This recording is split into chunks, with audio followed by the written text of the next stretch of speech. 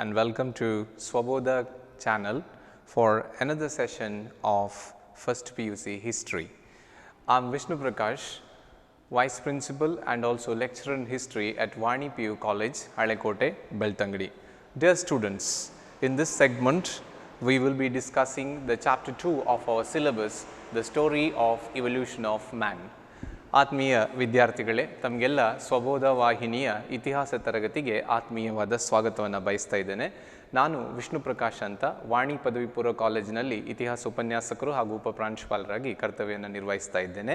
ಈ ದಿನದ ಈ ಪಠ್ಯಭಾಗದಲ್ಲಿ ನಾವು ಪ್ರಥಮ PUCಯ ಎರಡನೇ ಪಾಠ ಮಾನವ ವಿಕಸನದ ಕತೆ ಇದರ ಕುರಿತಾದ ಅಧ್ಯಯನವನ್ನು ಮಾಡೋಣ. The first chapter you must have studied what is history, what is the meaning of history, and what is the importance of studying history. I hope you have understood the meaning of history and the value of history. Unfortunately, today few people undermine the significance of history. There is no knowledge which is complete without history. So, knowledge of history is a very important thing. Everything in the universe has history. Why not the universe too has history? ಇವತ್ತು ಪ್ರಥಮ PUCಯ ಪಠ್ಯಭಾಗದ ಮೊದಲ ಪಾಠದಲ್ಲಿ ನೀವು ಇತಿಹಾಸ ಅಂದರೇನು, ಇತಿಹಾಸದ ವ್ಯಾಖ್ಯೆಗಳೇನು, ಇತಿಹಾಸದ ಕಲಿಕೆಯ ಪ್ರಾಮುಖ್ಯತೆ ಏನು ಅನ್ನೋದನ್ನು ತಿಳ್ಕೊಂಡಿದ್ದೀರಿ. ಹಾಗಾಗಿ ಇತಿಹಾಸದ ಒಂದು ಪ್ರಾಧಾನ್ಯತೆ ನಿಮಗೆ ಮನವರಿಕೆ ಆಗಿದೆ ಅಂತ ಭಾವಿಸ್ತೇನೆ. ದುರದೃಷ್ಟ ಅಂದರೆ ಇವತ್ತು ಬಹುತೇಕ ಮಂದಿ ಇತಿಹಾಸದ ಬಗ್ಗೆ ಮೂಗು ಮುರಿಯುವುದನ್ನು ನಾವು ನೋಡ್ಬೋದು. ಪ್ರಪಂಚದಲ್ಲಿ ಇತಿಹಾಸ ಇಲ್ಲದ ವಿಷಯ ಒಂದಿಲ್ಲ. ಇತಿಹಾಸ ಬಹಳ ಮುಖ್ಯ ಆಗುತ್ತೆ.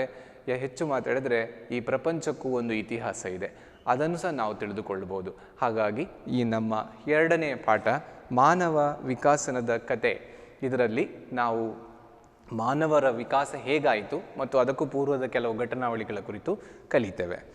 In our day-to-day life, we intermittently use a term that is human.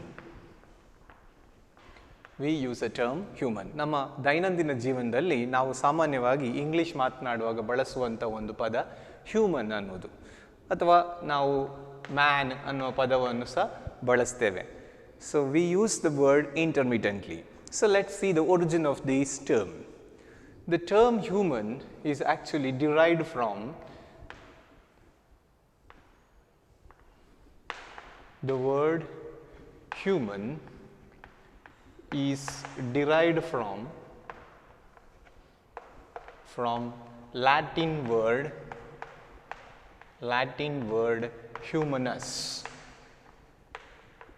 Latin word humanus. ಇದನ್ನು ಗಮನಿಸಿ. The word human is derived from the Latin word humanus. Latin ಭಾಷೆಯ ಹ್ಯೂಮನಸ್ ಎಂಬ ಪದದಿಂದ ಇಂಗ್ಲಿಷ್ನ ಪದ ಹ್ಯೂಮನ್ ಅನ್ನೋದು ಬಂದಿರುವಂಥದ್ದು. Actually, the word humanus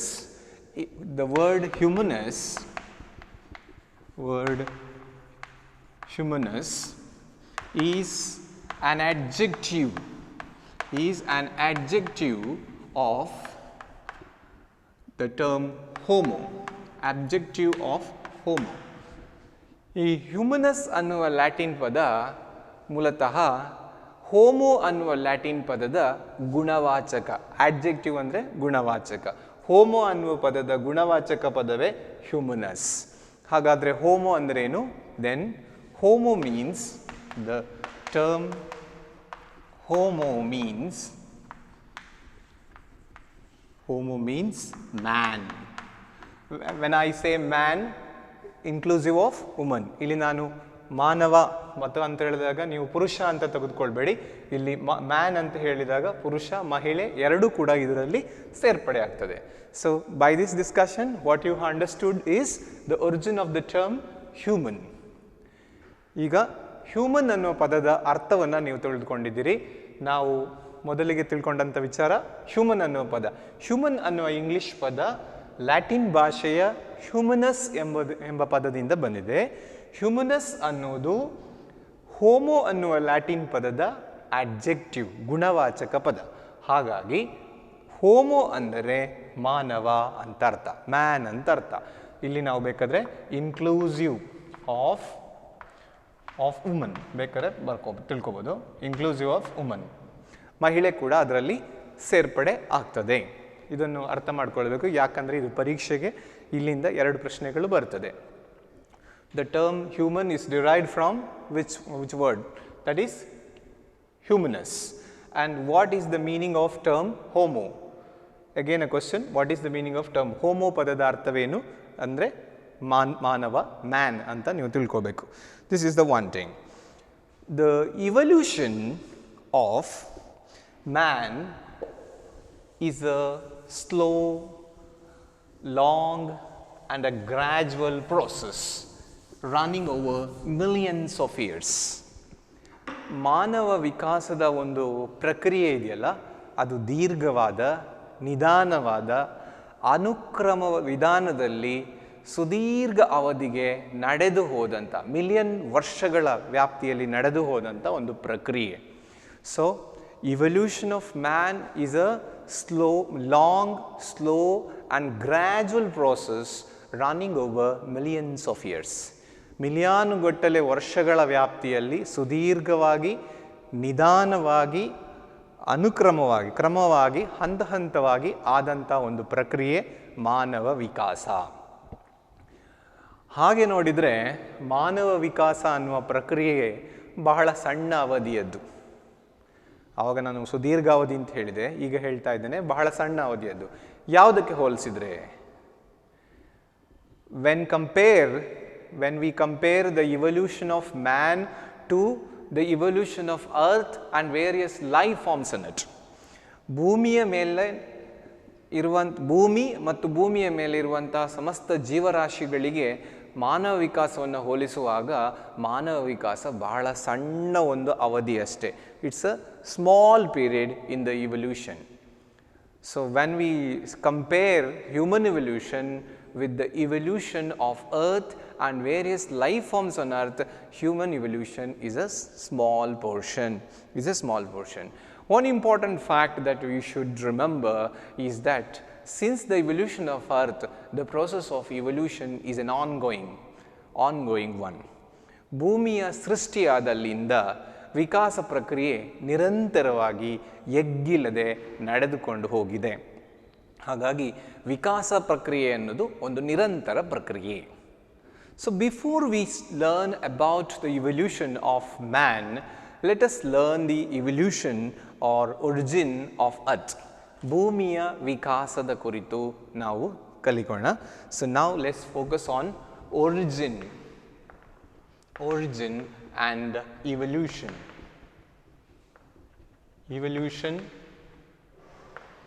Evolution of earth. ಭೂಮಿಯ ಉಗಮ ಮತ್ತು ವಿಕಾಸದ ಕುರಿತಾಗಿ ನಾವು ಕಲಿಯೋಣ. There are many theories regarding the origin and evolution of earth. ಭೂಮಿಯ ಉಗಮ ಮತ್ತು ವಿಕಾಸಕ್ಕೆ ಸಂಬಂಧಪಟ್ಟ ಹಾಗೆ ಸಾಕಷ್ಟು ಸಿದ್ಧಾಂತಗಳು ಪ್ರಚಲಿತದಲ್ಲಿದೆ. Some of the theories of origin of earth, some of them are religious in nature, some of them are philosophical, and some of them are scientific. ಭೂಮಿಯ ವಿಕಾಸದ ಅಥವಾ ಭೂಮಿಯ ಉಗಮದ ಬಗ್ಗೆ ತಿಳಿಸಲಿಕ್ಕೆ ಹಲವಾರು ರೀತಿಯ ಪ್ರಯತ್ನಗಳು ಆಗಿದೆ. ಅದರಲ್ಲಿ ಒಟ್ಟಾರೆಯಾಗಿ 3 ಸಿದ್ಧಾಂತಗಳನ್ನು 3 ವ್ಯಾಪ್ತಿಯಲ್ಲಿ ಭೂಮಿಯ ವಿಕಾಸವನ್ನು ವಿವರಿಸುವ ಪ್ರಯತ್ನ ಆಗಿದೆ. ಮೊದಲನೆಯದು ಧಾರ್ಮಿಕ ಹಿನ್ನೆಲೆಯೊಳಗೆ, ಇನ್ನೊಂದು ತಾತ್ವಿಕ ಹಿನ್ನೆಲೆಯೊಳಗೆ ಮತ್ತು ಮೂರನೆಯದು ವೈಜ್ಞಾನಿಕ ಹಿನ್ನೆಲೆಯೊಳಗೆ ಭೂಮಿಯ ಉಗಮವನ್ನು ವಿವರಿಸುವ ಒಂದು ಪ್ರಯತ್ನ ಮಾಡಲಾಗಿದೆ. So the theories religious, philosophical and scientific. Religious theories are based upon the religious text what talks about the origin of earth. For example, the Bible has its own version of evolution of earth, or Hindu religious text has its own version. So we just can't say that this is the way how earth got originated. ಈ ಒಂದು ಸಿದ್ಧಾಂತಗಳನ್ನು ನೋಡಿಕೊಂಡು ಇದೇ ಪ್ರಕಾರ ಭೂಮಿ ಸೃಷ್ಟಿಯಾಯಿತು ಅಂತ ನಾವು ಹೇಳಲಿಕ್ಕಾಗೋದಿಲ್ಲ. ಕ್ರೈಸ್ತರು, ಯಹೂದಿಯರು ಅವರ ಧರ್ಮಗ್ರಂಥಕ್ಕೆ ಅನುಗುಣವಾಗಿ ಭೂಮಿ ಹೀಗೆ ಸೃಷ್ಟಿಯಾಯಿತು ಅಂತ ಹೇಳ್ತಾರೆ. ಹಿಂದೂ ಅಥವಾ ಇತರೆ ಧಾರ್ಮಿಕ ಗ್ರಂಥಗಳಲ್ಲಿ ಅವರ ಧಾರ್ಮಿಕ ವ್ಯಾಪ್ತಿಯ ಒಳಗೆ ವಿವರಿಸ್ತಾರೆ. ಹಾಗಾಗಿ ಅವರವರ ದೃಷ್ಟಿಕೋನದಲ್ಲಿ ಅದು ಸರಿ ಅಂತ ಅನಿಸಿದ್ರೂ ಕೂಡ ಪ್ರಾಪಂಚಿಕವಾಗಿ ಅದು ಸರಿ ಅಂತ ಅನಿಸ್ಕೊಳ್ಬೇಕಾದ ಅಗತ್ಯ ಇಲ್ಲ. ಇದು ಧಾರ್ಮಿಕ ಸಿದ್ಧಾಂತಗಳು. ಇನ್ನು ಫಿಲಾಸಫಿಕಲ್ ಅಥವಾ ತತ್ವಶಾಸ್ತ್ರೀಯ ಸಿದ್ಧಾಂತಗಳು. ಈ ತತ್ವಶಾಸ್ತ್ರೀಯ ಸಿದ್ಧಾಂತಗಳು ಏನು ಹೇಳ್ತವೆ ಅಂತಂದರೆ, ಮುಖ್ಯವಾಗಿ ಗ್ರೀಕ್ ತತ್ವಜ್ಞಾನಿಗಳು, ಪ್ಲೂಟೋ ಅಥವಾ ಟೋಲಮಿ ಇಂಥ ತತ್ವಜ್ಞಾನಿಗಳು, ಗ್ರೀಕ್ ಕಾಲದವರು, ಗ್ರೀಕ್ ನಾಗರಿಕತೆಗೆ ಸೇರಿದವರು, ಅವರು ಕೆಲವು ತಾತ್ವಿಕ ಹಿನ್ನೆಲೆಯೊಳಗೆ ಭೂಮಿಯ ಸೃಷ್ಟಿಯನ್ನು ಕುರಿತು ವಿವರಿಸಿದ್ದಾರೆ. ಅವುಗಳು ಕೂಡ ಒಂದು ನಿರ್ಣಾಯಕವಾದ ಒಂದು ಅಭಿಪ್ರಾಯವನ್ನು ಕೊಡಲಿಕ್ಕೆ ಸಾಧ್ಯ ಆಗಲಿಲ್ಲ. No theories here is considered as a conclusive. But today the era of science, ಇವತ್ತು ವಿಜ್ಞಾನದ ಯುಗದಲ್ಲಿ ನಾವು ಬದುಕ್ತಾ ಇದ್ದೇವೆ. So we believe everything that is that has scientific background. ಯಾವುದಕ್ಕೆ ವೈಜ್ಞಾನಿಕ ಹಿನ್ನೆಲೆ ಇದೆಯೋ ಅದನ್ನು ನಾವು ನಂಬುತ್ತೇವೆ. ಸೊ ಹಾಗಾಗಿ ವೈಜ್ಞಾನಿಕ ಸಿದ್ಧಾಂತಗಳು ಏನಿದೆ, so let us learn about, let us concentrate on the scientific theories of evolution of earth. The first one among the scientific theory is the steady state theory. Steady state theory. ಇದನ್ನು ಕನ್ನಡದಲ್ಲಿ ಸ್ಥಿರ ಭೂಮಿ ಸಿದ್ಧಾಂತ ಅಂತ ಕರೀತಾರೆ. ಸ್ಥಿರ ಭೂಮಿ ಸಿದ್ಧಾಂತ. ಇನ್ನೊಂದು the pulsating theory. Pulsating theory, ಇದನ್ನು ಮಿಡಿತ ಸಿದ್ಧಾಂತ ಅಂತ ಕರೀತಾರೆ. ಮಿಡಿತ ಸಿದ್ಧಾಂತ. And the last one the big bang theory. The big bang theory ಮಹಾಸ್ಫೋಟ ಸಿದ್ಧಾಂತ ಅಂತ ಕರೀತಾರೆ. ಇದು ಪರೀಕ್ಷೆಗೆ ಕೇಳುವಂಥ ಒಂದು ವಿಷಯ. Which are the theories, scientific theories of origin of earth? ಭೂಮಿಯ ಉಗಮಕ್ಕೆ ಸಂಬಂಧಪಟ್ಟ ಹಾಗೆ ಇರುವಂಥ ಸಿದ್ಧಾಂತಗಳು ಯಾವುದು ಅಂತ. ಅದರಲ್ಲಿ ದ ಸ್ಟಡಿ ಸ್ಟೇಟ್ ಥಿಯರಿ, ಸ್ಥಿರ ಭೂಮಿ ಸಿದ್ಧಾಂತ, ದ ಪಲ್ಸೇಟಿಂಗ್ ಥಿಯರಿ ಅಥವಾ ಮಿಡಿತ ಸಿದ್ಧಾಂತ, ಮತ್ತು ದ ಬಿಗ್ ಬ್ಯಾಂಗ್ ಥಿಯರಿ ಅಥವಾ ಮಹಾಸ್ಫೋಟ ಸಿದ್ಧಾಂತ. Briefly V will discuss what are they, ಏನು ಇವುಗಳು, ಇವುಗಳನ್ನು ಭಾಳ ಸಂಕ್ಷಿಪ್ತವಾಗಿ ನಾವು ನೋಡೋಣ. The study state theory states that the galaxies are continuously formed filling the empty spaces. ಸ್ಥಿರ ಭೂಮಿ ಸಿದ್ಧಾಂತ ಅಂತ ಒಂದು ಸಿದ್ಧಾಂತ ಇದೆ. ಇದರಲ್ಲಿ ಏನು ಹೇಳ್ತಾರೆ ಅಂತಂದರೆ, ಆಕಾಶಗಂಗೆಗಳು ನಿರಂತರವಾಗಿ ರೂಪುಗೊಳ್ಳುತ್ತಾ ಖಾಲಿ ಸ್ಥಳಗಳನ್ನು ಆವರಿಸಿತು ಅಂತ. It's little difficult to understand. ಈಗ ನೋಡೋಣ ಹೇಗಂತಂದರೆ, these protagonist of these theories, ಈ ಸಿದ್ಧಾಂತವನ್ನು ಪ್ರತಿಪಾದಿಸಿದವರ ಪ್ರಕಾರ, they don't say that when our universe emerged, how emerged, they don't say that. They believe that universe existed. ಪ್ರಪಂಚ ಹೇಗೆ ಸೃಷ್ಟಿಯಾಯಿತು ಅನ್ನೋದ್ರ ಬಗ್ಗೆ ಎಲ್ಲ ಅವ್ರು ಹೇಳೋದಿಲ್ಲ. ಬದಲಾಗಿ ಅವ್ರೇನು ಹೇಳ್ತಾರೆ, ಪ್ರಪಂಚ ಇತ್ತು, ಪ್ರಪಂಚದಲ್ಲಿ ಆಕಾಶಗಂಗೆಗಳಿದೆ, ನಕ್ಷತ್ರ ಪುಂಜಗಳಿದೆ, ಈ ನಕ್ಷತ್ರ ಪುಂಜಗಳ ನಡುವೆ ಅಲ್ಲಲ್ಲಿ ಖಾಲಿ ಸ್ಥಳಗಳಿದೆ. ಈ ಖಾಲಿ ಸ್ಥಳಗಳಿಗೆ ಮ್ಯಾಟರ್ಸ್ ಅಂದರೆ ಭೌತ ವಸ್ತುಗಳು ಬಂದು ಸೇರಿಕೊಂಡು ಒಂದು ಭೂಮಿ ಅಂತ ಒಂದು ಗೋಲ ಸೃಷ್ಟಿಯಾಗಿರಬೇಕು ಅಂತ ಹೇಳ್ತಾರೆ. They say that there are galaxies in the universe. Galaxies has empty spaces. These empty spaces are filled by the different matters in the universe. This is how the earth origined. This is what the steady state theory. ಅಂದರೆ ಸ್ಥಿರ ಭೂಮಿ ಸಿದ್ಧಾಂತ. ಭೂಮಿ ಸ್ಥಿರವಾಗಿ ಇತ್ತು, ಸ್ಥಿರವಾದ ಇದ್ದಲ್ಲಿಗೆ ಸೃಷ್ಟಿಯಾದದ್ದು ಅನ್ನೋದು ಈ ಒಂದು ವಾದ. ಎರಡನೇ ವಾದಕ್ಕೆ ಬರೋಣ, ದ ಪಲ್ಸೇಟಿಂಗ್ ಥಿಯರಿ, ಮಿಡಿತ ಸಿದ್ಧಾಂತ. ನಿಮಗೆ ನಾಡಿ ಬಡಿತ ಅಂತ ಗೊತ್ತುಂಟು, that is what we call pulse. So what happens, there is a expansion and contraction. ಹಿಗ್ಗುವುದು ಮತ್ತು ಕುಗ್ಗುವ ಒಂದು ಪ್ರಕ್ರಿಯೆ ಆಗೋದು, ಆವಾಗ ನಮಗೆ ಮಿಡಿತದ ಅನುಭವ ಆಗ್ತದೆ. So here also the same thing is that according to the protagonist of this theory, ಈ ಸಿದ್ಧಾಂತವನ್ನು ಪ್ರತಿಪಾದಿಸಿದ ಅವರ ಪ್ರಕಾರ, universe continuously expands and contracts. ಪ್ರಪಂಚವು ನಿರಂತರವಾಗಿ ಹಿಗ್ಗುವ ಮತ್ತು ಕುಗ್ಗುವ ಪ್ರಕ್ರಿಯೆಗೆ ಒಳಗಾಗ್ತಾ ಇತ್ತು. Universe continuously expands and contracts. In the process of expansion and contraction, earth must have been created.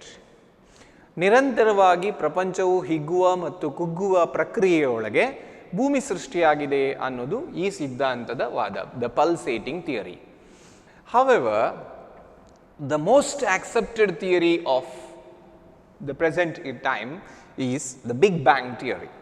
ಈ ಒಂದು ಪ್ರಸ್ತುತ ಕಾಲಮಾನದಲ್ಲಿ ವೈಜ್ಞಾನಿಕ ಸಿದ್ಧಾಂತಗಳಲ್ಲಿ ಬಹಳಷ್ಟು ಒಪ್ಪಿಗೆಯನ್ನು ಪಡೆದಂಥ, ಹೆಚ್ಚು ಜನರು ಇದನ್ನು ನಂಬಿದಂಥ ಸಿದ್ಧಾಂತ ಏನು ಅಂತಂದರೆ ಮಹಾಸ್ಫೋಟ ಸಿದ್ಧಾಂತ, ಬಿಗ್ ಬ್ಯಾಂಗ್ ಥಿಯರಿ. ಈ ಸಿದ್ಧಾಂತವನ್ನು ಪ್ರತಿಪಾದಿಸಿದಂಥ ವಿಜ್ಞಾನಿಗಳ ತಂಡ ಇದನ್ನು ಪ್ರಯೋಗಿಸಿಯೂ ನೋಡಿದೆ, ಪ್ರಯೋಗವು ಯಶಸ್ವಿಯಾಗಿದೆ ಅಂತ ನಾವು ಕೇಳ್ಬೋದು. ಆಲ್ಬರ್ಟ್ ಐನ್ಸ್ಟೀನ್ನಿಂದ ಆರಂಭಿಸಿ ಸ್ಟೀಫನ್ ಹಾಕಿಂಗ್ನವರೆಗಿನ ಆಧುನಿಕ ವಿಜ್ಞಾನಿಗಳು ಈ ಕ್ಷೇತ್ರದಲ್ಲಿ ಕೆಲಸ ಮಾಡಿದ್ದನ್ನು ನಾವು ನೋಡ್ಬೋದು.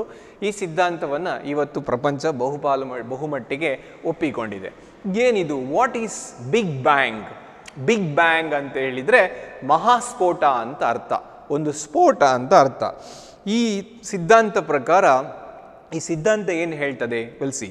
The big bang theory states that all the matters in the universe are at a single place in the form of hot dense fireball. ಒಂದು ಕಾಲಮಾನದಲ್ಲಿ ಈ ಪ್ರಪಂಚದಲ್ಲಿರುವ ಪ್ರತಿಯೊಂದು ಭೌತ ವಸ್ತುಗಳು ಕೂಡ ಎಲ್ಲ ಒಟ್ಟಾಗಿ ಒಂದೇ ಕಡೆ ಒಂದೇ ಜಾಗದಲ್ಲಿ ಉರಿಯುವ ಬೆಂಕಿಯುಂಡೆಯಂತಿತ್ತು ಅಂತ ಹೇಳ್ತಾರೆ. So this theory states, Big Bang theory states that all the matters in the universe was present at a single place in the form of a hot and dense fireball. A Big Bang scattered it in all directions, creating galaxies.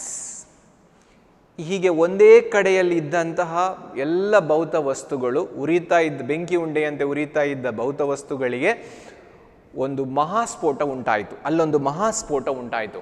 ಆ ಮಹಾಸ್ಫೋಟ ಉಂಟಾದ ಪರಿಣಾಮ ಏನಾಯಿತು ಅಂದರೆ ಆ ವಸ್ತುಗಳೆಲ್ಲ ಚೆದರಿ ಹೋದವು, ಚೆಲ್ಲಾಪಿಲ್ಲಿಗಳಾದವು. It got scattered in different directions. ವಿವಿಧ ಪ್ರದೇಶಗಳಲ್ಲಿ ಅದು ಹಂಚು ಹೋಯಿತು. ಹೀಗೆ ಹಂಚಿ ಹೋದವುಗಳನ್ನು ನಾವು ಆಕಾಶಗಂಗೆಗಳು, ಗ್ಯಾಲಕ್ಸಿಗಳು ಅಂತ ಕರಿತೇವೆ, ನಕ್ಷತ್ರ ಪುಂಜಗಳು ಅಂತ. Earth is a small object in the Galaxy. ಈ ಒಂದು ಆಕಾಶಗಂಗೆಗಳಲ್ಲಿ ಈ ಭೂಮಿ ಅನ್ನೋದು ಒಂದು ಸಣ್ಣ ಭಾಗ ಅಷ್ಟೇ. It's a small portion. Earth is nothing when you look into the galaxies. ಈ ನಕ್ಷತ್ರ ಪುಂಜಗಳಿಗೆ ನೋಡುವಾಗ ಭೂಮಿ ಏನೂ ಅಲ್ಲ. So I hope this theories must have convinced you about the origin of earth.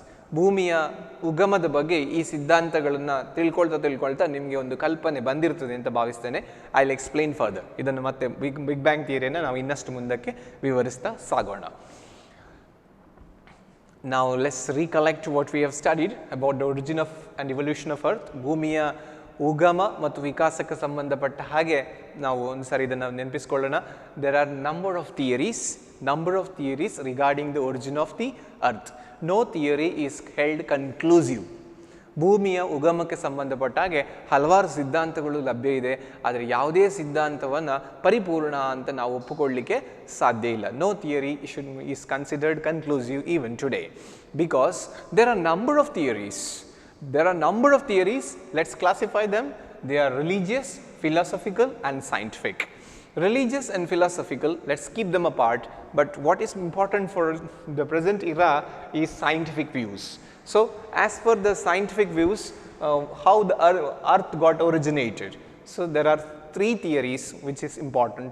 First one is steady state theory, Sthirabhumi Siddhanta, pulsating theory, Midita Siddhanta, the Big Bang theory.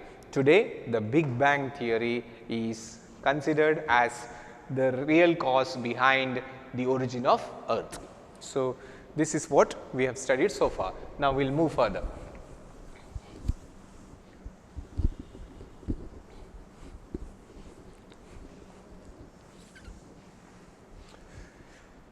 Now we will discuss how the earth got evolved. How earth originated? Earth originated because of the Big Bang. So earth origin of earth is due to Big Bang.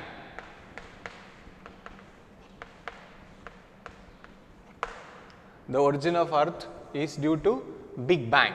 So remember, earth originated because of the Big Bang. When Big Bang happened, what was the condition of earth and what happened to earth, we will discuss. As we all know, earth is a planet. Earth is a planet in the solar system. I hope you know this. Earth is a solar system, is a planet in the solar system.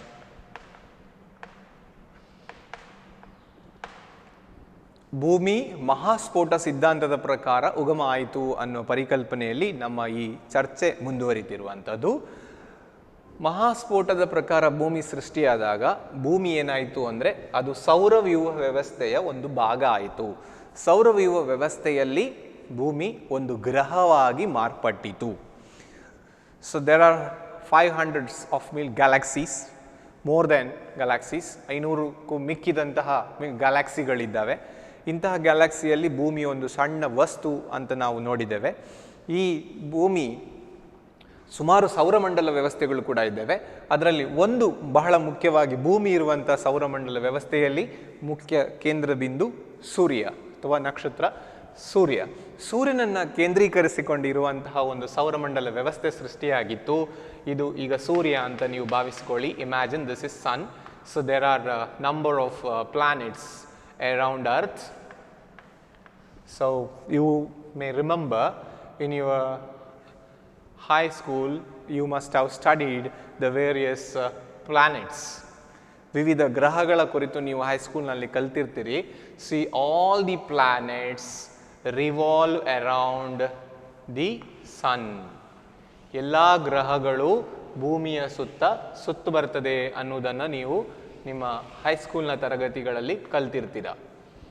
So this is how they revolve around the sun in their orbits. ಈ ಎಲ್ಲ ಗ್ರಹಗಳು ಸೂರ್ಯನ ಸುತ್ತ ತಮ್ಮದೇ ಆದ ಪಥದಲ್ಲಿ, ತಮ್ಮದೇ ಆದ ಅಕ್ಷದಲ್ಲಿ ಅಥವಾ ಸುತ್ತು ಬರ್ತಾ ಇದೆ ಇನ್ ಎಲಿಪ್ಟಿಕಲ್ ಮ್ಯಾನರ್. ಇದು ನೀವು ಹೈಸ್ಕೂಲ್ನಲ್ಲೆಲ್ಲ ನೀವು ತಿಳ್ಕೊಂಡಿರ್ತಕ್ಕಂಥ ಒಂದು ವ್ಯವಸ್ಥೆ, ಸೌರಮಂಡಲ ವ್ಯವಸ್ಥೆ. So there are planets like Mercury, then Venus, Earth, Mars, Saturn, Jupiter, Saturn, Neptune, Pluto, likewise Uranus and Pluto. Last one, Pluto is now left out of the list of the planets. So ಸೌರಮಂಡಲ ವ್ಯವಸ್ಥೆಯಲ್ಲಿ ನೀವು ಕೇಳಿರ್ತೀರಿ ಬುಧ ಗ್ರಹ, ಶುಕ್ರ ಗ್ರಹ, ಭೂಮಿ, ಗುರು, Shani, Uranus, Neptune, Pluto, ಹೀಗೆ 9 ಗ್ರಹಗಳ ಒಂದು ಗುಂಪು ಅಂತ ಕಲ್ತಿದ್ದೇವೆ. ಅದರಲ್ಲಿ ಪ್ಲೂಟೋವನ್ನು ಈಗ ಒಂದು ಕ್ಷುದ್ರ ಗ್ರಹ ಆಗಿ ಮಾರ್ಪಡಿಸಿದ ಕಾರಣ ಈ ಸೌರಮಂಡಲ ವ್ಯವಸ್ಥೆಯನ್ನು ಅದನ್ನು ಕೈ ಬಿಟ್ಟಿದ್ದಾರೆ. ಈಗ ಭೂಮಿ ಏನಂತ ನೀವು ತಿಳ್ಕೊಳ್ತೀರಿ? ಭೂಮಿ ಸೌರವ್ಯೂಹ ವ್ಯವಸ್ಥೆಯಲ್ಲಿ ಒಂದು ಗ್ರಹ, ಸೌರಮಂಡಲ ವ್ಯವಸ್ಥೆಯಲ್ಲಿ ಒಂದು ಗ್ರಹ ಭೂಮಿ ಅನ್ನೋದನ್ನು ಸ್ಪಷ್ಟಪಡಿಸ್ಕೊಳ್ಳಿ. Why the earth is so special? Among all these planets of the solar system, earth is considered as a special. ಭೂಮಿಯನ್ನು ಬಹಳ ವಿಶೇಷ ಗ್ರಹವಾಗಿ ನಾವು ಕಾಣಬೇಕು. ಯಾಕೆಂದರೆ earth has life in it. ಭೂಮಿಯಲ್ಲಿ ಏನಿದೆ? ಜೀವರಾಶಿ ಇದೆ. earth has life. earth has life in it. life in it. No other planet has life in it. ಭೂಮಿಯನ್ನು ಬಿಟ್ಟರೆ ಯಾವುದೇ ಗ್ರಹದಲ್ಲಿ ಜೀವರಾಶಿಗಳಿಲ್ಲ, ಅಥವಾ ಇದ್ರೂ ಕೂಡ ಭೂಮಿಯಲ್ಲಿರುವ ನಮ್ಮ ಗಮನಕ್ಕೆ ಅದು ಬರಲಿಲ್ಲ. ಸೊ ಏಲಿಯನ್ಸ್ ಇದ್ದಾರೆ ಅಂತೆಲ್ಲ ಚರ್ಚೆಗಳೆಲ್ಲ ನಡೀತದೆ, but it is not proved. ಇನ್ನೂ ಅದನ್ನು ಸಂಪೂರ್ಣವಾಗಿ ಒಪ್ಪಿಕೊಳ್ಳಲಿಲ್ಲ. ಹಾಗಾಗಿ ಜೀವರಾಶಿ ಇರುವ ಏಕೈಕ ಗ್ರಹ ಅಂತ ನಾವು ಪರಿಗಣಿಸುವುದು ಭೂಮಿಯನ್ನು. Earth is the only planet which has life, where the life has evolved and evolving. ಇಲ್ಲಿ ಜೀವರಾಶಿಗಳು ವಿಕಾಸ ಹೊಂದಿದೆ, ಇನ್ನೂ ವಿಕಾಸ ಹೊಂದುತ್ತಾನೆ ಸಾಗ್ತಾ ಇದೆ. And earth is said to have been formed at least 4.5 billion years ago. Earth formed in at least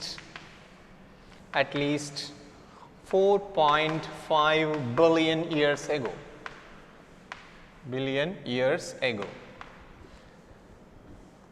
ಭೂಮಿ ಸೃಷ್ಟಿಯಾದದ್ದು ಅಥವಾ ಉಗಮವಾದದ್ದು 4.5 ಬಿಲಿಯನ್ ವರ್ಷಗಳ ಹಿಂದೆ ಅನ್ನೋದು ವಿಜ್ಞಾನಿಗಳ ಒಂದು ಅಭಿಮತ.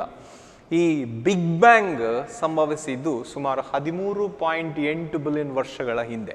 ಆದರೆ ಭೂಮಿ ಜೀವರಾಶಿ ಉಗಮಕ್ಕೆ ಅನುಗುಣವಾದಂತಹ ಒಂದು ಗ್ರಹವಾಗಿ ಮಾರ್ಪಟ್ಟು ಭೂಮಿ ಅಂತ ಹೇಳಿ ನಾವು ಅದನ್ನು ಪರಿಗಣಿಸುವುದಾದರೆ ಅದನ್ನು ಸುಮಾರು 4.5 ಬಿಲಿಯನ್ ವರ್ಷಗಳ ಹಿಂದೆ. ಇದು ಪರೀಕ್ಷೆಗೆ ಪ್ರಶ್ನೆ ಬರ್ತದೆ, when did the earth originate?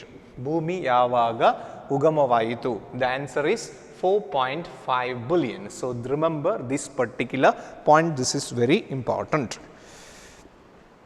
When the earth got evolved in around 4.5 billion years ago, 4.5 billion ವರ್ಷಗಳ ಹಿಂದೆ ಭೂಮಿ ಸೃಷ್ಟಿಯಾದಾಗ ಅದು ಹೇಗಿತ್ತು ಅಂತಂದರೆ, the temperature of the earth was so high that the earth was a white hot mass of melted rock. The temperature of the earth was so high that it was like a white hot mass of melted rock ಅಂತ ಇಲ್ಲಿ ಹೇಳ್ತಾರೆ.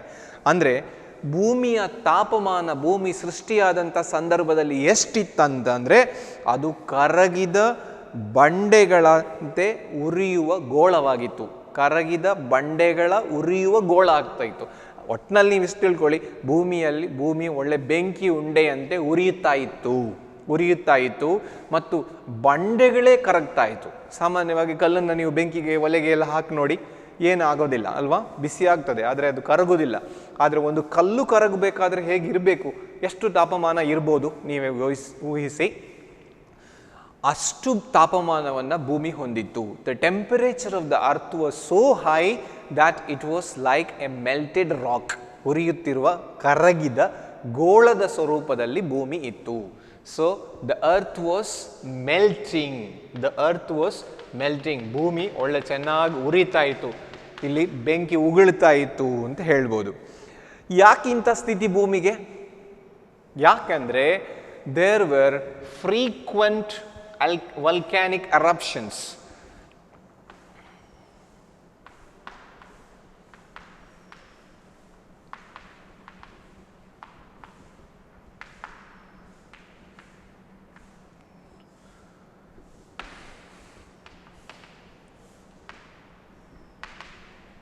Frequent volcanic eruptions were happening on earth. ಭೂಮಿಯಲ್ಲಿ ಏನೆಲ್ಲ ಘಟನಾವಳಿಗಳು ಸಂಭವಿಸ್ತಿತ್ತು ಅಂದರೆ frequent ವಲ್ಕ್ಯಾನಿಕ್ eruptions. ಭೂಮಿಯ ಒಳಗೆ ಸಜೀವ ಜ್ವಾಲಾಮುಖಿಗಳಿದ್ವು. ಅವು ಆಸ್ಫೋಟಗೊಂಡು ಲಾವಾರಸವನ್ನು ಹೊರಕ್ಕೆ ಚಿಮ್ಮುತ್ತಾ ಇದ್ವು. There frequent volcanic eruption. ನಿಮಗೆ ಗೊತ್ತುಂಟು ಲಾವಾ ಎಷ್ಟು ತೀಕ್ಷ್ಣವಾದದ್ದು ಅಂತ ನೀವು ನಿಮ್ಮ ಹೈಸ್ಕೂಲ್ ತರಗತಿಗಳಲ್ಲೆಲ್ಲ ತಿಳ್ಕೊಂಡಿರ್ತೀರಾ. ಸೊ ಫ್ರೀಕ್ವೆಂಟ್ ವಲ್ಕ್ಯಾನಿಕ್, ಆಗಿಂದಾಗೆ ಜ್ವಾಲಾಮುಖಿಗಳು ಆಸ್ಫೋಟಿಸ್ತಾ ಇತ್ತು, ಹೊರಗಿಂದ ಲಾವಾ ಬೆಂಕಿ ಸ್ವರೂಪದಲ್ಲಿ ಉಗುಳ್ತಾ ಇತ್ತು. ಸೊ ಭೂಮಿಯ ಉಷ್ಣತೆಯೇ ಹೆಚ್ಚಿತ್ತು, ಕರಗಿದ ಗೋಳ ಆಗ್ತಿತ್ತು. ಇದಕ್ಕೆಲ್ಲ ಒಂದು ಮುಖ್ಯ ಕಾರಣ ಏನು ಅಂತೇಳಿದರೆ ಆವಾಗ ಆಗ್ತಿರುವಂಥ ವಲ್ಕ್ಯಾನಿಕ್ ಎರಪ್ಷನ್ಸ್. ಭೂಮಿ ಎಷ್ಟು ಕಷ್ಟಪಟ್ಟಿತ್ತಲ್ವಾ, ಭೂಮಿಗೆ ಎಂತೆಲ್ಲ ತೊಂದರೆಗಳಿತ್ತು ನೋಡಿ. ಇದು ಒಂದು ಕಡೆ. And earth was witnessing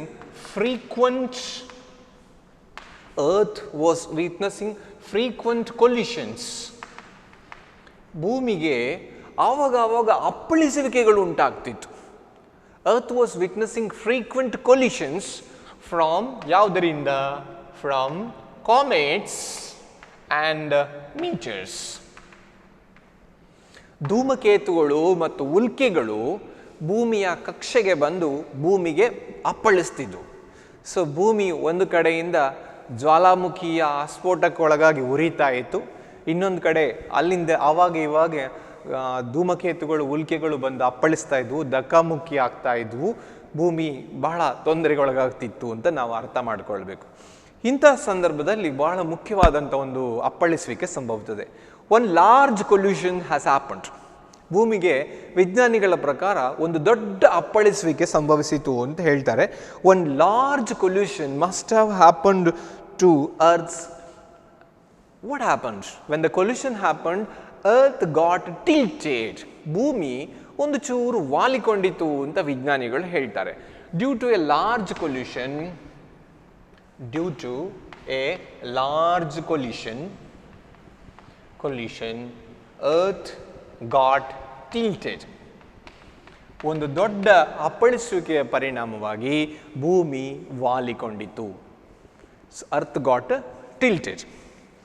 Those are the as a result of tilt, by the collision, as a result of the collision, Earth got tilted and a part of Earth was severed away. ಭೂಮಿಗೆ ಒಂದು ಅಪ್ಪಳಿಸುವಿಕೆ ಉಂಟಾದಾಗ ಭೂಮಿಯಿಂದ ಒಂದಷ್ಟು ಭಾಗ ಛೇದಿಸಲ್ಪಟ್ಟಿತು, ಚಿಮ್ಮಲ್ಪಟ್ಟಿತು. That part is called moon. ಅದಕ್ಕೆ ನಾವು ಇವತ್ತು ಚಂದ್ರ ಅಂತ ಕರೀತೇವೆ. That is a rocky part that is called as moon. Due to the gravitational force of the earth, ಭೂಮಿಯ ಗುರುತ್ವಾಕರ್ಷಣ ಬಲದ ಪರಿಣಾಮವಾಗಿ the moon is now revolving around the earth. Moon has become the satellite of the earth. ಭೂಮಿಯ ಗುರುತ್ವಾಕರ್ಷಣ ಶಕ್ತಿಯ ಗುಣವಾಗಿ ಚಂದ್ರ ಭೂಮಿಯ ಸುತ್ತ ತಿರುಗುತ್ತಾ ಇರುವಂಥ ಒಂದು ಭೂಮಿಯ ಉಪಗ್ರಹವಾಗಿ ಮಾರ್ಪಟ್ಟಿತು. So one large collision led to the tilt of the earth and formation of moon. Formation of moon. ಚಂದ್ರನ ಸೃಷ್ಟಿಯೂ ಆಯಿತು, ಭೂಮಿ ವಾಲಿಕೊಂಡಿತ್ತು, ಚಂದ್ರನ ಸೃಷ್ಟಿಯಾಯಿತು. ಇದು ಎರಡು ಬಹಳ ಪ್ರಮುಖವಾಗಿರ್ತಕ್ಕಂಥ ಒಂದು ಘಟನೆ. Earth got tilted and moon got formed. Those are the couple of important factors, along with many other factors, led to the formation of weather and climate of the earth. Due to these two important factors, the tilt of the earth and the formation of moon led to the formation of weather and climate of earth. ಭೂಮಿ ವಾಲಿಕೊಂಡ ಪರಿಣಾಮ, ಚಂದ್ರ ಸೃಷ್ಟಿಯಾದ ಪರಿಣಾಮವು ಮತ್ತು ಇತರೆ ಕೆಲವು ಪರಿಣಾಮಗಳು ಸೇರಿದ್ರಿಂದಾಗಿ ಭೂಮಿಯ ಹೊರವಲಯದಲ್ಲಿ ಭೂಮಿಯ ಹವಾಗುಣ ಮತ್ತು ಭೂಮಿಯ ವಾತಾವರಣ ವ್ಯವಸ್ಥೆ ಸೃಷ್ಟಿಯಾಯಿತು. This is not a complete ultimate weather and climate. ಇದು ಭೂಮಿಯ ಪರಿಪೂರ್ಣ ವಾತಾವರಣ ವ್ಯವಸ್ಥೆ ಅಂತ ನಾವು ಹೇಳಲಿಕ್ಕೆ ಆಗಲ್ಲ. This is a primordial one. ಇದು ಒಂದು ಆರಂಭಿಕ ವಾತಾವರಣ ಅಷ್ಟೇ ಅಂತ ಒಂದು ವ್ಯವಸ್ಥೆ ಸೃಷ್ಟಿಯಾಯಿತು. So let me recollect all these facts. Earth evolved due to a big bang that happened probably by 4.5 billion years ago. Earth got originated in 4.5 billion years ago. Earth has become a planet in the solar system, and Earth is the only planet which has life, where life evolved. And Earth was like a hot melted rock. It was due to the frequent volcanic eruptions, and Earth was witnessing frequent collisions from the comets and meteors, and due to this one large collision, Earth got tilted and moon got formed. Due to these factors and many other factors, the Earth's weather and climate was formed. ಇಷ್ಟು ವಿಷಯವನ್ನು ನಾವೀಗ ಕಲ್ತಿದ್ದೇವೆ. ಮಹಾಸ್ಫೋಟದ ಪರಿಣಾಮವಾಗಿ ಭೂಮಿ ಉಗಮ ಆಯಿತು. 4.5 billion ವರ್ಷಗಳ ಹಿಂದೆ ಭೂಮಿ ಉಗಮವಾಯಿತು. ಉಗಮವಾದಾಗ ಭೂಮಿ ಸೌರಮಂಡಲ ವ್ಯವಸ್ಥೆಯ ಒಂದು ಭಾಗ ಆಯಿತು. ಅದರಲ್ಲಿ ಒಂದು ಮುಖ್ಯ ಗ್ರಹವಾಗಿ ಮಾರ್ಪಟ್ಟಿತು. ಈ ಗ್ರಹದ ವಿಶೇಷತೆ ಏನು ಅಂದರೆ, ಇಲ್ಲಿ ಜೀವರಾಶಿಗಳು ಬದುಕಲಿಕ್ಕೆ ಯೋಗ್ಯವಾದಂತಹ ಒಂದು ವ್ಯವಸ್ಥೆ ಇತ್ತು. ಹಾಗಾಗಿ ಇಲ್ಲಿ ಜೀವರಾಶಿಗಳ ವಿಕಾಸ ಕೂಡ ಆಯಿತು. ಭೂಮಿಯ ಸೃಷ್ಟಿಯಾದಂಥ ಸಂದರ್ಭದಲ್ಲಿ ಭೂಮಿ ಹೇಗಿತ್ತು ಅಂತಂದರೆ, ಒಂದು ಉರಿಯುತ್ತಿರುವ ಗೋಳವಾಗಿತ್ತು. It was like a melted rock ಅಂತ ಹೇಳಿದ್ದಾರೆ. ಆಮೇಲೆ ಈ ಸ್ಥಿತಿಗೆ ಏನು ಕಾರಣ ಅಂತ ಹೇಳಿದರೆ, ಜ್ವಾಲಾಮುಖಿಗಳು ಆವಾಗ ಅಪ್ಪಳಿಸ್ತಾ ಇದ್ವು, ಆಸ್ಫೋಟಿಸ್ತಾ ಇದ್ವು. ಜೊತೆಗೆ ಭೂಮಿಗೆ ಹಲವು ಬಗೆಯ ಅಪ್ಪಳಿಸುವಿಕೆಗಳು ಉಂಟಾಗ್ತಿತ್ತು. Large collisions were happening. Collisions ಅಂದರೆ ಅಪ್ಪಳಿಸುವಿಕೆ. ಅಪ್ಪಳಿಸುವಿಕೆಗಳು ಉಂಟಾಗ್ತಿತ್ತು. ಸೊ ಯಾವುದರಿಂದ? ಧೂಮಕೇತುಗಳಿಂದ ಮತ್ತು ಉಲ್ಕೆಗಳಿಂದ. Due to a one large collision, ಒಂದು ದೊಡ್ಡ ಅಪ್ಪಳಿಸುವಿಕೆಯ ಪರಿಣಾಮವಾಗಿ earth got tilted from its position, ತನ್ನ ಸ್ಥಿತಿಯಿಂದ ಉಚೂರು ವಾಲಿಕೊಂಡಿತು. ಪರಿಣಾಮ ಭೂಮಿಯಿಂದ ಪ್ರತ್ಯೇಕಗೊಂಡಂಥ ಒಂದು ಭಾಗ ಚಂದ್ರ ಅಂತ ಕರೆಯಲ್ಪಟ್ಟಿತು. ಅದು ಭೂಮಿಗೆ ಸುತ್ತು ಬರಲಿಕ್ಕೆ ಶುರುವಾಯಿತು, ಭೂಮಿಯ ಉಪಗ್ರಹವಾಯಿತು. ಈ ಎರಡು ಘಟನೆಗಳ ಜೊತೆಗೆ ಇನ್ನಿತರ ಅಂಶಗಳು ಸೇರಿ ಭೂಮಿಯ ಒಂದು ವಾತಾವರಣ, ಹವಾಗುಣ ವ್ಯವಸ್ಥೆ ಕೂಡ ಸೃಷ್ಟಿಯಾಯಿತು ಅಂತ ವಿಜ್ಞಾನಿಗಳು ಪ್ರಸ್ತುತಪಡಿಸಿದ್ದಾರೆ. ಭೂಮಿಯ ವಿಕಾಸ ಪ್ರಕ್ರಿಯೆ ಇಲ್ಲಿಗೆ ಮುಗಿಯುವುದಿಲ್ಲ, ಇನ್ನಷ್ಟಿದೆ. We will discuss further. Now let's discuss how the crust formation took place. Crust, Earth's crust. ಭೂಮಿಯ ಕ್ರಸ್ಟ್, ಹೊರಮೇಲ್ಮೈಯ ರಚನೆ ಹೇಗಾಯಿತು, ಅಥವಾ ಭೂಮಿಯ ತೊಗಟೆ ಅಂತ ಬೇಕಾದ್ರೆ ಹೇಳ್ಬೋದು, ಅದರ ಸೃಷ್ಟಿ ಹೇಗಾಯಿತು, that we will discuss. Earth remained in a molten state for many millions of years. Since the formation of Earth, it remained in molten state for many million years. 4.5 billion ವರ್ಷಗಳ ಹಿಂದೆ ಭೂಮಿ ಸೃಷ್ಟಿಯಾಯಿತು. ಆ ಸೃಷ್ಟಿಯಾದ ಮೇಲೆ ಮತ್ತೂ ಒಂದಷ್ಟು ಮಿಲಿಯನ್ ವರ್ಷಗಳ ಕಾಲ ಭೂಮಿ ಒಂದು ಕರಗಿದ ಬಿಸಿಗೋಳವಾಗಿಯೇ ಮುಂದುವರಿಯಿತು. It remained as in a molten state, ಅಂದರೆ ನಿಗಿ ಉರಿತಾ ಇರುವಂಥ ಪರಿಸ್ಥಿತಿಯಲ್ಲೇ ಭೂಮಿ ಮುಂದುವರಿಯಿತು. But at some point of time, ಒಂದು ಹಂತದಲ್ಲಿ, so we'll write down, initially for millions of years,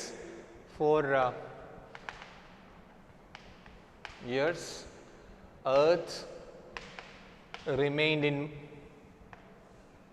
in molten state. At one point, volcanic eruptions come down or stopped. Let it be there, come down, not completely stopped. Even today volcanoes are active. ಇವತ್ತು ಕೂಡ ಜ್ವಾಲಾಮುಖಿಗಳು ಸಜೀವ ಇದೆ. ಕೆಲವೊಂದು ಜ್ವಾಲಾಮುಖಿಗಳು, ಬಹುಪಾಲು ಮಟ್ಟಿಗೆ ಜ್ವಾಲಾಮುಖಿಗಳು ತಣ್ಣಗಾದವು ಅಥವಾ stop ಆಯಿತು. And it come down or reduced, I may say reduced considerably. ಗಂಭೀರವಾಗಿ ಪರಿಗಣಿಸಲಿಕ್ಕೆ ಯೋಗ್ಯವಾದ ಮಟ್ಟದಲ್ಲಿ ಜ್ವಾಲಾಮುಖಿಗಳ ಆಸ್ಫೋಟದ ಪ್ರಮಾಣ ಅಥವಾ ಚಿಮ್ಮುವಿಕೆಯ ಪ್ರಮಾಣ ಕಡಿಮೆ ಆಯಿತು. ಯಾವಾಗ ಒಳಗಿಂದ ಚಿಮ್ಮುವ ಜ್ವಾಲಾಮುಖಿಗಳು ಕಡಿಮೆ ಆದವೋ ಭೂಮಿಯ ಉಷ್ಣತಾ ಪ್ರಮಾಣ ಕೂಡ ಕಡಿಮೆ ಆಗಲಿಕ್ಕೆ ಇದೊಂದು ಕಾರಣ ಆಯಿತು. Due to this factor, what happened? Earth began to cool. ಭೂಮಿ ತಣ್ಣಗಾಗಲು ಪ್ರಾರಂಭಿಸಿತು. This is an important development. ಇದೊಂದು ಬಹಳ ಮುಖ್ಯವಾದಂತಹ ಒಂದು ಪ್ರಕ್ರಿಯೆ.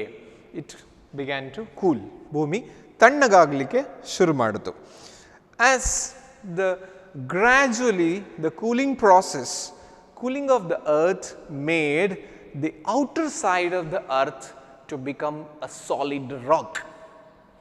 ಹಂತವಾಗಿ ಭೂಮಿ ತಣ್ಣಗಾಗ್ತಾ ಬರ್ತಾ ಇದ್ದ ಹಾಗೆ ಭೂಮಿಯ ಹೊರ ಮೇಲ್ಮೈ ಗಟ್ಟಿಯಾಗಲಾರಂಭಿಸಿತು. ಅದು ಗಟ್ಟಿ ಬಂಡೆಯಾಗಿ ಬದಲಾಯಿತು ಅಥವಾ ಒಂದು ಗಟ್ಟಿ ಶಿಲೆಯಾಗಿ ರೂಪಾಂತರಗೊಂಡಿತು. ಈ ಗಟ್ಟಿಯಾದ ಭೂಮಿಯ ಹೊರ ಮೇಲ್ಮೈ ಏನಿದೆ ಅದನ್ನು ನಾವು ಇಂಗ್ಲಿಷ್ನಲ್ಲಿ ಕ್ರಸ್ಟ್ ಅಂತ ಕರಿತೀವಿ. The solid rocky part, solid outer part of earth is called crust. ಭೂಮಿಯ ಗಟ್ಟಿಯಾದ ಹೊರ ಮೇಲ್ಮೈ ಏನಿದೆಯೋ ಅದನ್ನು ಕ್ರಸ್ಟ್ ಅಂತ ಕರೀತಾರೆ. ಈ ಒಂದು ಪ್ರಕ್ರಿಯೆಯಲ್ಲಿ ಭೂಮಿ ನಿರಂತರವಾಗಿ ತಣ್ಣಗಾಗ್ತಾ ಬಂದ ಹಾಗೆ ಭೂಮಿಯ ಹೊರ ಮೇಲ್ಮೈ ಗಟ್ಟಿಯಾಗ್ತಾ ಬಂತು. ಗಟ್ಟಿಯಾದ ಒಂದು ಭಾಗವಾಗಿ it was just not a solid rock. ಇದನ್ನು ನಾವು ಬೇಕಾದ್ರೆ ಸಾಲಿಡ್ ರಾಕ್ ಅಂತ ಹೇಳ್ಬೋದು, ಗಟ್ಟಿ ಬಂಡೆಯಾಗಿ ರೂಪಾಂತರಗೊಂಡಿತು. So this is how earth's crust formed. Now the process still on. ಭೂಮಿಯ ವಿಕಾಸ ಪ್ರಕ್ರಿಯೆ ಇನ್ನೂ ಮುಂದುವರಿಯಿತು. Now let's see how the mountains and valleys created. ಪರ್ವತಗಳು ಮತ್ತು ಕಣಿವೆಗಳು ಹೇಗೆ ಸೃಷ್ಟಿಯಾಯಿತು ಅನ್ನೋದನ್ನು ನಾವು ಇಲ್ಲಿ ನೋಡೋಣ. Further cooling of the earth, ಭೂಮಿ ಮತ್ತಷ್ಟು ತಣ್ಣಗಾಗಲಿಕ್ಕೆ ಆರಂಭಿಸಿತು. Further cooling of the earth made earth's crust to contract, resulting in the formation of mountain and valleys. ಭೂಮಿ ಮತ್ತಷ್ಟು ತಣ್ಣಗಾಗ್ತಾ ಬಂದ ಹಾಗೆ ಭೂಮಿಯ ಹೊರ ಮೇಲ್ಮೈ ಕುಗ್ಗಲಾರಂಭಿಸಿತು. The earth's crust started contracting. As it contracted, earth break into different mountains and valleys. ಅದು ಕುಗ್ಗಿದಾಗ ಒಡೆಯುವುದು ಅಂತ ಹೇಳ್ತೇವೆ ನಾವು. ಹಾಗಾದಾಗ ಅಲ್ಲಿ ಒಡೆದಂಥ ಭಾಗದಲ್ಲಿ ಆಳ ಕಂದರಗಳುಂಟಾಯಿತು, ಅದನ್ನು ಕಣಿವೆಗಳು ಅಂತ ಕರಿಬೋದು. ಎತ್ತರವಾಗಿ ಹಾಗೆ ಉಳಿದ ಭಾಗಗಳನ್ನು ಪರ್ವತಗಳು ಅಂತ ನಾವು ಹೇಳ್ತೇವೆ. ನಮ್ಮ ಟೆಕ್ಸ್ಟ್ ಬುಕ್ನಲ್ಲಿ ಇದಕ್ಕೆ ಸಂಬಂಧಪಟ್ಟಾಗ ಒಂದು ಉದಾಹರಣೆ ಕೊಡ್ತಾರೆ. You just keep a apple on the table and wait for a week and see what happens ಅಂತ ಹೇಳಿದ್ದಾರೆ. ಒಂದು ಆ್ಯಪಲನ್ನು ನಾವು ಟೇಬಲ್ ಮೇಲೆ ಇಟ್ಟು ಒಂದು ವಾರಗಳ ಕಾಲ ಅದನ್ನು ಉಪಯೋಗಿಸದೆ ಹಾಗೇ ಬಿಟ್ಟರೆ ಆ ಆ್ಯಪಲ್ ಏನಾಗುತ್ತೆ ಅಂದರೆ ನಿಧಾನಕ್ಕೆ ಕುಗ್ಗಲಾರಂಭಿಸುತ್ತೆ, ಕಾಂಟ್ರಾಕ್ಟ್ ಆಗುತ್ತೆ. ಕಾಂಟ್ರಾಕ್ಟ್ ಆದಾಗ ಒಂದಷ್ಟು ಭಾಗ ಒಳ ಹೋಗುತ್ತೆ, ಒಂದಷ್ಟು ಭಾಗ ಹೊರಚಾಚಿರುತ್ತೆ. ಆವಾಗ ನಮಗೆ ಅದರ ಮೇಲೆ ಗುಡ್ಡ ಬೆಟ್ಟ ಪರ್ವತಗಳಂಥ ರಚನೆಯನ್ನು ನಾವು ನೋಡ್ಬೋದು. ಅದೇ ಥರ ಭೂಮಿ ಕೂಡ ಹಾಗೇ ಆಯಿತು ಅಂತ ಇಲ್ಲಿ ಉದಾಹರಣೆಯನ್ನು ಕೊಟ್ಟಿದ್ದಾರೆ. This is how mountains and valleys got created. ಪರ್ವತಗಳು ಮತ್ತು ಕಣಿವೆಗಳ ಸೃಷ್ಟಿ ಹೀಗಾಯಿತು ಅಂತ ಹೇಳ್ತಾರೆ. But one important thing that is to be observed is that while volcanic eruptions were happening, along with lava, number of gases used to be released. ಜ್ವಾಲಾಮುಖಿಗಳ ಆಸ್ಫೋಟ ಬಹಳ ಸಮಯದಿಂದ ಆಗ್ತಾ ಇತ್ತು ಅಂತ ನಾನು ಹೇಳಿದ್ದೆ, ಮತ್ತು ಒಂದು ಹಂತದಲ್ಲಿ ಕಡಿಮೆ ಆಯಿತು ಅಂತ. ಆ ಜ್ವಾಲಾಮುಖಿಗಳ ಆಸ್ಫೋಟ ಆಗೋದ್ರ ಜೊತೆಗೆ ಲಾವಾರಸದ ಜೊತೆಗೆ ಒಂದಷ್ಟು ಇತರೆ ಗ್ಯಾಸ್ಗಳು, ಅನಿಲಗಳು ಕೂಡ ಹೊರ ಬರ್ತಾ ಇತ್ತು. ಹೀಗೆ ಬಂದಂಥ ಅನಿಲಗಳು, thus released gases formed a primordial atmosphere around the earth. ಹೀಗೆ ಜ್ವಾಲಾಮುಖಿಗಳಿಂದ ಹೊರಸೂಸಲ್ಪಟ್ಟ ಅನಿಲಗಳು ಭೂಮಿಯ ಹೊರ ಆವರಣದಲ್ಲಿ ಒಂದು ಅಟ್ಮಾಸ್ಫಿಯರ್, ಒಂದು ವಾತಾವರಣದ ವಲಯವನ್ನು ಸೃಷ್ಟಿ ಮಾಡಿದವು ಅಂತ ಹೇಳ್ತಾರೆ. This is called primordial atmosphere. ಇದನ್ನು ನಾವು ಪ್ರಿಮಾರ್ಡಿಯಲ್ ಅಟ್ಮಾಸ್ಫಿಯರ್ ಅಂತ ಕೂಡ ಹೇಳ್ಬೋದು, ಆರಂಭಿಕ ವಾತಾವರಣ ಅಂತ ಬೇಕಾದ್ರೆ ಹೇಳ್ಬೋದು. Despite all this development, Earth's crust was still hot. ಎಷ್ಟೋ ಮಿಲಿಯನ್ ವರ್ಷಗಳಿಂದ ಭೂಮಿ ತಣ್ಣಗಾಗ್ತಾ ಬಂದಿದೆ, ಆದರೂ ಕೂಡ ಭೂಮಿಯ ಹೊರ ಮೇಲ್ಮೈ ಇನ್ನೂ ಕೂಡ ಬೆಚ್ಚನೆಯೇ ಇದೆ. It is still hot and water was in the form of a steam. ಭೂಮಿಯ ಹೊರ ಮೇಲ್ಮೈ ಇನ್ನೂ ಬೆಚ್ಚನೆ ಇರೋದ್ರಿಂದ ನೀರು ಹೇಗಿತ್ತು? ನೀರು ಇವತ್ತು ನಾವು ಹೇಳುವ ನೀರಿನಂತಿರಲಿಲ್ಲ, ಬದಲಾಗಿ ಅದು ಆವಿಯ ರೂಪದಲ್ಲಿತ್ತು. It was like a steam. ನೀರು ಕುದಿಸಿದಾಗ ಪಾತ್ರೆಗೆ ಮುಚ್ಚಳ ಮುಚ್ಚಿದರೆ ನಿಮ್ಗೆ ಅಲ್ಲಿ ಬಬ್ಬಲ್ ಕಾಣ್ತದೆ, ಏನು ಮುಚ್ಚಳದಲ್ಲಿ ಅಂಟ್ಕೊಂಡಿರುತ್ತಲ್ಲ, ಅದು ಆವಿ, ಸ್ಟೀಮ್. ಆ ಒಂದು ಸ್ಥಿತಿಯಲ್ಲಿ ನೀರು ಇತ್ತು ಅಂತ ಹೇಳ್ತಾರೆ. ಮತ್ತಷ್ಟು ಭೂಮಿ ತಣ್ಣಗಾಗ್ತಾ ಹೋದಾಗೆ, as earth's cooling continued, it condensed the steam to form clouds. ತಣ್ಣಗಾಗ್ತಾ ಹೋದ ಹಾಗೆ ಈ ನೀರಾವಿಗಳು ಘನೀಕೃತಗೊಂಡು ಮೋಡಗಳಾದವು. ನೀರಾವಿಗಳು ಇನ್ನಷ್ಟು ಗಟ್ಟಿಯಾಗಿ ಮೋಡಗಳಾಗಿ ಬದಲಾದವು.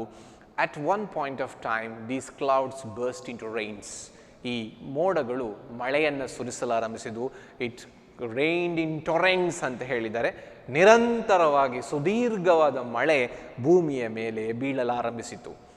ಇಟ್ ರೈನ್ಡ್ ಇನ್ ಟೊರೆಂಟ್ಸ್ ಅಂತ ಇಲ್ಲಿ ಹೇಳ್ತಾರೆ. ಧಾರಾಕಾರವಾಗಿ ಮಳೆ ಸುರಿಯಿತು ಅಥವಾ ಸುರಿಮಳೆಗಳು ಉಂಟಾಯಿತು ಅಂತ ಹೇಳ್ತಾರೆ. ದ ಕಂಟಿನ್ಯೂಸ್ ಡೌನ್ ಪವರ್, ಸುದೀರ್ಘವಾಗಿ ಸುರಿದಂಥ ಮಳೆಯಿಂದಾಗಿ all the valleys on the earth got filled with water. ಭೂಮಿಯಲ್ಲಿದ್ದಂಥ ಎಲ್ಲ ಕಣಿವೆಗಳು, ಬಿರುಕು ಜಾಗಗಳೇನಿತ್ತು, ಅಲ್ಲಿ ಎಲ್ಲ ನೀರು ತುಂಬಿಕೊಳ್ಳಲಿಕ್ಕೆ ಆರಂಭಿಸಿತು. The rains and winds eroded the valleys.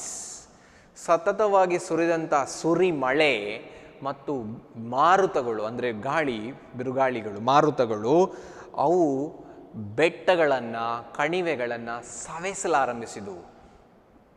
They just eroded the valleys.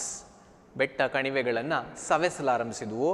ಇದರ ಪರಿಣಾಮ ಏನಾಯಿತು ಅಂತ ಹೇಳಿದರೆ, ಬೆಟ್ಟಗಳ ಅವು ಸವೆತಕ್ಕೆ ಒಳಗಾದವು. And the tiny particles of tiny particles of sand, mud, soil and ocean floors all created.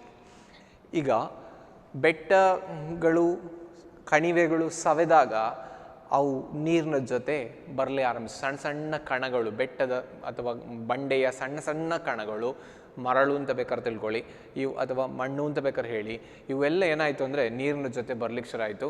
ನೀರಿನ ಜೊತೆ ಹೋಗ್ತಾ ಹೋಗ್ತಾ they got deposited at various places. Now when the rain stopped, ಮಳೆ ನಿಂತು ಹೋಯಿತು, ದ ವಾಟರ್ ಸ್ಟಾರ್ಟ್ಸ್ ರಿಸೀಡಿಂಗ್. ಮಳೆ ನಿಂತಾಗ ಏನಾಗುತ್ತೆ, ನೀರು ಇಳಿಲಿಕ್ಕೆ ಶುರು ಆಗುತ್ತೆ, ತಗ್ಗು ಪ್ರದೇಶಗಳಿಗೆ ಇಳಿದುಕೊಂಡು ಹೋಗುತ್ತೆ. This is quite natural. So ಈ ಒಂದು ಪ್ರಕ್ರಿಯೆಯಲ್ಲಿ ಏನಾಯಿತು ಅಂತ ಹೇಳಿದರೆ ನೀರಾವಿ ಕೂಡ ಆಗಲಿಕ್ಕೆ ಶುರು ಆಯಿತು, ಬಾಷ್ಪೀಭವನ ಆಗಲಿಕ್ಕೆ ಶುರು ಆಯಿತು, ಇವಾಪರೇಷನ್ ಬಿಗನ್.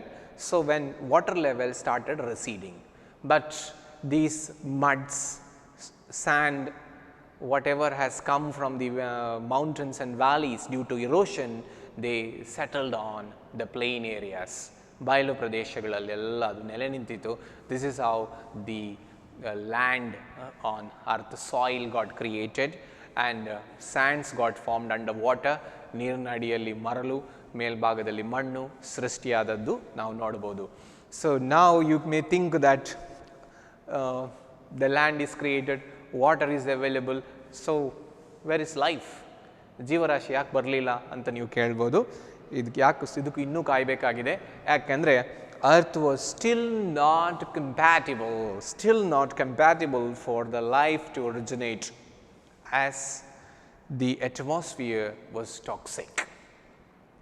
ನೀರಾಗಿದೆ, ಮಣ್ಣು, ನೆಲ ಇದೆ, ಎಲ್ಲ ಇದೆ, ಮತ್ತು ಯಾಕೆ ಜೀವರಾಶಿ ಬರಲಿಲ್ಲ ಅಂತಂದರೆ ಅಲ್ಲಿ ಬರಲಿಕ್ಕೆ ಇನ್ನೂ ಆಗಲಿಲ್ಲ. ಯಾಕಂದರೆ ಭೂಮಿಯ ಮೇಲಿನ ವಾತಾವರಣ ಇನ್ನೂ ಕೂಡ ವಿಷಯುಕ್ತವಾಗಿತ್ತು. ಇಲ್ಲಿ ಯಾವ ಜೀವರಾಶಿಯು ಬದುಕಲಿಕ್ಕೆ ಸಾಧ್ಯವಿಲ್ಲದಷ್ಟು ವಿಷಯುಕ್ತವಾದ ವಿಷಾನಿಲಗಳು ಭೂಮಿಯನ್ನು ತುಂಬಿಕೊಂಡಿದ್ದವು. So there for all the toxins has to be removed. ಈ ಎಲ್ಲ ವಿಷಯುಕ್ತ ವಿಷಾಣುಗಳು ದೂರ ಹೋಗದೆ ನಮಗೆ ಅಲ್ಲಿ ಜೀವರಾಶಿಯ ಸೃಷ್ಟಿ ಅಸಾಧ್ಯವಂತ ಕಾಣ್ತದೆ. ಇದು ಇಷ್ಟು ಭೂಮಿ ಸೃಷ್ಟಿಯಾದ ಬಗೆ ಇರುವಂಥದ್ದು. ಸೊ ಇದು ಇಷ್ಟು ಭಾಗಗಳು ನಿಮಗೆ ಅರ್ಥ ಆಗಿದೆ ಅಂತ ಭಾವಿಸ್ತೇನೆ. And let's try to recollect how the crust formed. ಭೂಮಿಯ ಕ್ರಸ್ಟ್, ಹೊರ ಮೇಲ್ಮೈ ಹೇಗೆ ಸೃಷ್ಟಿಯಾಯಿತು ಅಂತ ಇನ್ನೊಂದು ಸಾರಿ ಅದನ್ನು ರಿವೈಂಡ್ ಮಾಡೋಣ. The millions of years ago, Earth remained in for millions of years, Earth remained in molten states. ಮಹಾಸ್ಫೋಟ ಆದ ನಂತರ ಸುಮಾರು ಮಿಲಿಯನ್ ವರ್ಷಗಳ ಕಾಲ ಭೂಮಿ ಏನು ಮೋಲ್ಟನ್ ಸ್ಟೇಟಲ್ಲಿ ಉರಿತಾ ಇರುವಂಥ ಪರಿಸ್ಥಿತಿಯಲ್ಲಿತ್ತು. But at some point of time, due to the reduction of the volcanic eruptions, ಜ್ವಾಲಾಮುಖಿಗಳು ಚಿಮ್ಮುವಿಕೆ ಕಡಿಮೆ ಆಗ್ತಾ ಇದ್ದಾಗೆ ಭೂಮಿಯ ಉಷ್ಣತೆ ಕಡಿಮೆ ಆಗಲಿಕ್ಕೆ ಶುರು ಆಯಿತು, ಭೂಮಿ ತಣ್ಣಗಾಗಲಿಕ್ಕೆ ಶುರು ಆಯಿತು. As due to the cooling process, ತಣ್ಣಗಾಗುವ ಪ್ರಕ್ರಿಯೆಯ ಪರಿಣಾಮವಾಗಿ the outer surface of the earth becomes solid rock. ಭೂಮಿಯ ಹೊರ ಮೇಲ್ಮೈ ಗಟ್ಟಿ ಬಂಡೆಯಾಗಿ ರೂಪಾಂತರಗೊಂಡಿದ್ದು, ಭೂಮಿಯ ಹೊರ ಮೇಲ್ಮೈಯ ಗಟ್ಟಿ ಬಂಡೆಯನ್ನು ಕ್ರಸ್ಟ್ ಅಂತ ಕರೀತಾರೆ.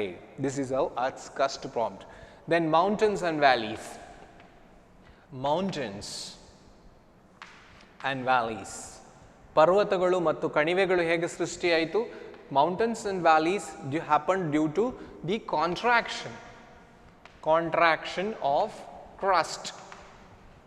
contraction of crust. ಭೂಮಿಯ ಹೊರ ಮೇಲ್ಮೈ ಕುಗ್ಗಿದ ಪರಿಣಾಮ ಭೂಮಿಯ ಮೇಲೆ ಪರ್ವತಗಳ ಸೃಷ್ಟಿ ಆಯಿತು. And how the rain came, ಮಳೆ ಹೇಗೆ ಬಂತು? Because due to the cooling process and the earth was, even though cooling was happening, earth was still hot. ಭೂಮಿ ತಣ್ಣಗಾಗ್ತಿದ್ರು ಕೂಡ ಭೂಮಿ ಇನ್ನೂ ಬೆಚ್ಚಗೆ ಆಗಿತ್ತು. And number of gases released by the volcanoes, ವಲ್ಕೆನೋಗಳಿಂದ, ಜ್ವಾಲಾಮುಖಿಗಳಿಂದ ಹೊರಬಂದ ಅನಿಲಗಳೆಲ್ಲ ಭೂಮಿಯ ಸುತ್ತ ಒಂದು ವಾತಾವರಣವನ್ನು ಸೃಷ್ಟಿ ಮಾಡಿದ್ದು. ಭೂಮಿ ನೀರು ಆವಿ ರೂಪದಲ್ಲಿತ್ತು, ಅದು ಮುಂದೆ ಮೋಡಗಳಾಗಿ ಮಳೆಯಾಗಿ ಸುರಿಯಿತು ಅಂತ ನಾವು ಕಲ್ತಿದ್ದೇವೆ. ಸೊ ಇದು as the rain and winds eroded the mountain valleys, the sand and mud and soil got created. This is what the formation of Earth's crust.